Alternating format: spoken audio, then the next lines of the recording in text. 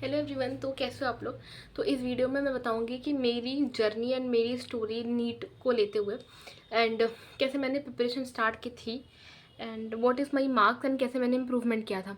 तो पहले बात करते कि मैंने मतलब जब मैं 12th में थी तो 11th तक तो मैंने नॉर्मली अपने स्कूल में ही पढ़ाई करी थी। उसके बाद 12th का जब स्टार्टिंग हुआ था तो मुझे पता चला था अच्छा ऐसा कुछ एग्ज़ाम देना पड़ता है नीट का।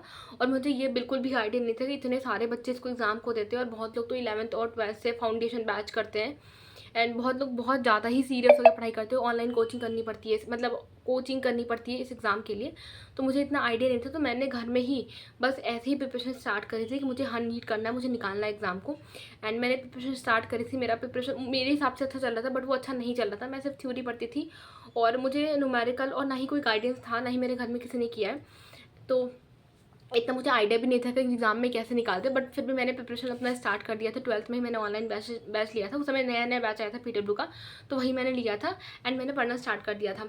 तो जैसे जैसे मैंने पढ़ा, मेरा फर्स्ट मैंने 12th के साथ अटैम्प्ट दिया था। तो जब मैंने अटैम्प्ट दिया था उस समय तो मुझे लगा कि मेरा बहुत अच्छा पेपर गया है, लेकिन जब मैं घर आके देखे तो उसमें नेगेटिव इतने सारे मेरे क्वेश्चन हुए थे और मेरे वो छूट भी गए थे। तो मेरा जो स्कोर आया था 12th के साथ जो मैंने दिया था वो 293 था एंड स्कोर तो अच्छा नहीं था। तो मुझे पता था कि नहीं होने वाला है, तो मैंने उसी समय एक ऑफलाइन कोचिंग में एडमिशन करा लिया था और मैंने ये फुल ड्रॉप लिया था। मैंने कोई कोर्स नहीं ज्वाइन किया था कि मैं बीएससी भी कर रही हूँ, ऐसा नहीं। ये मेरा फुल ड्रॉप था एंड मैंने एडमिशन ले लिया था अपने कोचिंग में। तो मेरी जो कोचिंग थी वो ठीक ठाक ही पढ़ाई करते थे। उसमें भी ऐसा था कि एक अलग सा बैच बना दिया था, उन्हीं बच्चों को बहुत ज़्यादा फोकस करते थे। एंड जिस बैच में मैं थी उस बैच में नॉर्मल बैच था वो, मतलब मैं कोई अच्छे बैच में या अलग से बैच में सेलेक्ट नहीं हुई थी, नॉर्मल बैच में मैं पढ़ाई करती थी। एंड उस समय जो मेरा 12th के बाद फर्स्ट ड्रॉप था उसमें जो मेरा स्कोर था वो था 393 एंड इस नंबर पे मेरी जो रैंक बनी थी वो काफ़ी ज़्यादा थी। एंड उसके बाद क्या हुआ कि ठीक है अब ये तो हो गया, अब क्या करना आगे का। तो उस समय जो मेरा इंप्रूवमेंट था लगभग लगभग 100 मार्क्स का इंप्रूवमेंट था एंड और मैंने ये सोचा कि चलो ठीक है। अब उसके बाद क्या किया कि मेरे अंदर इतना ज़्यादा जुनून आ गया, तो मैंने सेकेंड ड्रॉप लिया और सेकेंड ड्रॉप मैंने ऑनलाइन कोर्स लेकर लिया। ऑनलाइन कोर्स यानी कि मैंने घर से तैयारी करी, पीटरबुक का यकीन बैच लिया था मैंने उस समय ऑनलाइन कोर्स के लिए। उसके बाद मैंने प्रिपरेशन स्टार्ट करी एंड ये जो ईयर था वो 2024 वाला ईयर था। एंड मैंने बहुत अच्छे तरीके से पढ़ाई की, जितने टेस्ट हो सके मैंने ऑनलाइन टेस्ट तो दिए, उसके बाद ऑफलाइन टेस्ट भी दिया था, प्रिंट आउट निकलवा के दिया था एंड बहुत अच्छा लगा था मुझे। और जब मैं पेपर देने गई मेरे क्वेश्चन भी बन रहे थे, बट मुझे नहीं पता था कि कट ऑफ इतनी ज़्यादा चली जाएगी और मैं बहुत ही ज़्यादा पीछे रह जाऊँगी। एंड दिस ईयर मेरा जो स्कोर बना था वो 541 बना था। एंड उसके बाद मुझे लगा कि 393 से एक 541 का काफ़ी ज़्यादा गैप होता है और बहुत अच्छा इंप्रूवमेंट हुआ है। तो मैं एक बार और प्रिपरेशन करूँगी तो मेरे हो सकता है कि अच्छे मार्क्स आ जाएँ। उसके बाद मैं फिर से ड्रॉप लिया और इस समय क्या हुआ था कि 24 में जब मैंने ड्रॉप लिया था तो मैंने बीएससी के लिए अप्लाई किया था।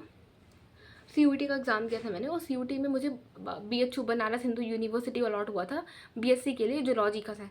तो काफ़ी अच्छी यूनिवर्सिटी है, काफ़ी टॉप की यूनिवर्सिटी है। तो मैंने क्या किया, मैंने उसमें एडमिशन ले लिया। अब यहाँ से होता है ट्विस्ट स्टार्ट। मैंने उस कॉलेज में एडमिशन तो ले लिया बट मेरा मन नहीं लग रहा था वहाँ पे। मुझे ऐसा लग रहा था कि करने में कुछ और निकली थी, अब कर कुछ और रही हूँ। और ऐसा ही होता है कि अगर आप गवर्नमेंट कॉलेज में एडमिशन लिए हो तो आपको जाना कंपलसरी है। एडमिशन हर क्लास और हर प्रैक्टिकल में अटेंडेंस होगा और सुबह 9 से 5 हमारी क्लासेस चलती थी। और उस समय मुझे उतना आइडिया नहीं था कि दोनों कैसे मैनेज होगा मेरे से।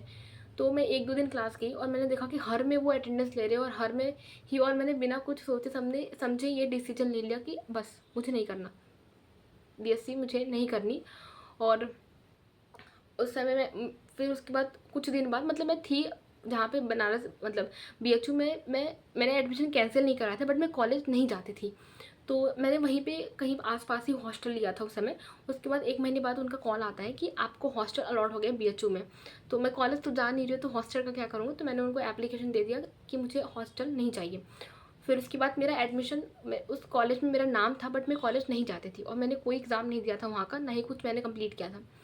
उसके बाद ऐसा हुआ कि अगली बार जब मैंने 2025 का एग्ज़ाम दिया तो उस समय मेरे जो मार्क्स आए थे वो तो कम थे, बट जो रैंक बनी थी वो 86,815 बनी थी एंड मार्क्स मेरे कम थे। और ये जो मेरा ड्रॉप था वो थर्ड ड्रॉप हो चुका था ऑलरेडी। और मैंने उधर से जो मुझे अच्छा खासा ग्रेजुएशन कोर्स मिला था वो भी मैंने छोड़ दिया था, सिर्फ कि मैं कर लूँगी, इतना मुझे अंदर कॉन्फिडेंस आ गया था।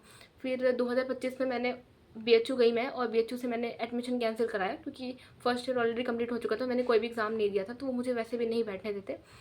तो मैंने वहाँ उस समय अपना एडमिशन कैंसिल करा दिया और मैं मैंने कंप्लीट नहीं करी अपनी ग्रेजुएशन। और मैं इतना मतलब मेरे घर में बहुत लोगों ने बोला, घर में मतलब मम्मी पापा ने कुछ भी नहीं बोला, वो बहुत ज़्यादा सपोर्टिव है। उन्होंने बोला तेरे से होगा तुम करना, नहीं होगा तुम छोड़ देना, कोई बहुत ज़्यादा फोर्स नहीं कर रहे हम। बाकी और भी लोगों को लगा कि इतना अच्छा कॉलेज छोड़ दिया, तो छोड़ दिया। उसके बाद मैंने 2025 का एग्ज़ाम दिया। तो अनफॉर्चुनेटली क्या था 2025 को सबको पता है, और मेरे पास ऑप्शन नहीं था क्योंकि मैंने और कोई एग्ज़ाम दिया नहीं था 2025 में, क्योंकि मुझे लगा कि अच्छा इंप्रूव हो रहा तो यार हो जाएगा इस बार भी। बट यही गलती थी मैंने थोड़ा सा, या फिर गलती बोलो या फिर जो भी।